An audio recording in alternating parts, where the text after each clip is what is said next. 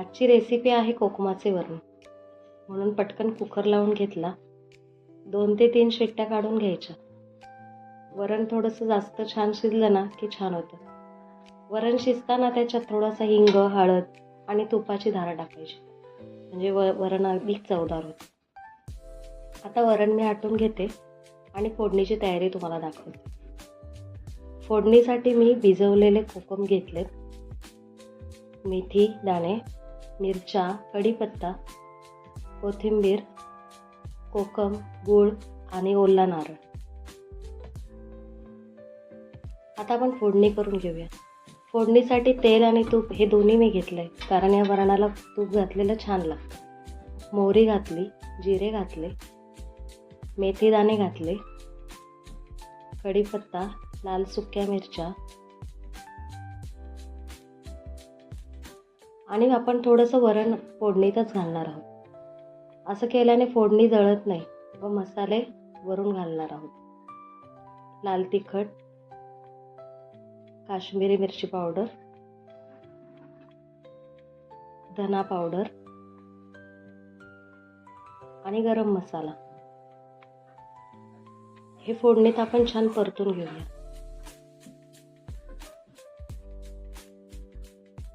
असं केल्याने फोडणी जळत नाही वरणाची.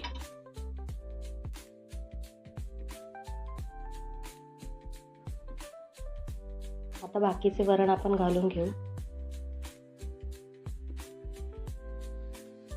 आपल्याला लागेल तसं पातळ घट्ट बघून पाणी घालून घेऊया.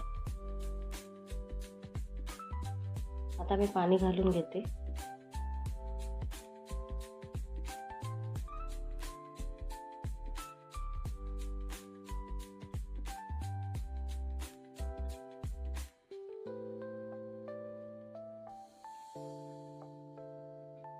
कोकम 5 ते 10 मिनिटं भिजवून घेतले होते, ते आता घालून घेऊया.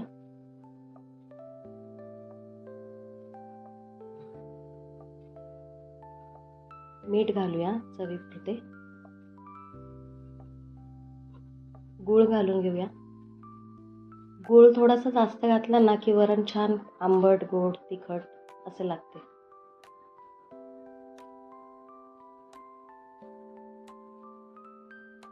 गूळ चांगला मिक्स होण्यासाठी आपण छान हलवून घेऊया.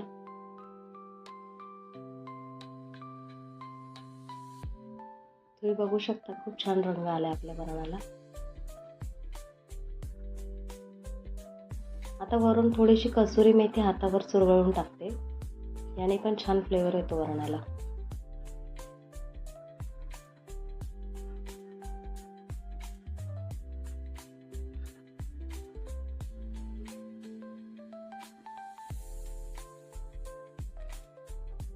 बारीक चिरलेली कोथिंबीर घालूया.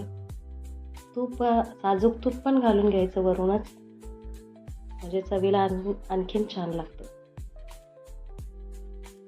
आता बारीक चिरलेली कोथिंबीर,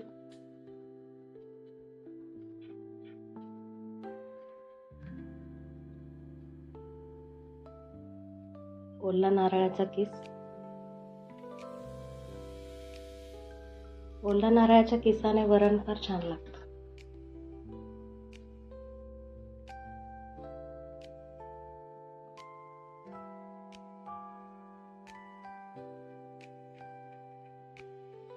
आता वरणाला छान उकळी फुटली आहे आणि आपलं वरण तयार आहे.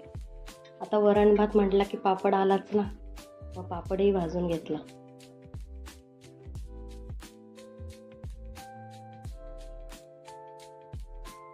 आता आपलं वरण खाण्यासाठी मस्त तयार आहे. वरण भात, तूप आणि पापड आणि चवीला लोणचं असलं की मजाच आली. तुम्हाला हे रेसिपी कशी वाटली मला सांगा मैत्रिणींना नक्की. व्हिडिओ आवडला असेल तर लाईक, शेअर आणि कमेंट्स करा. थँक्यू मैत्रिणींनो.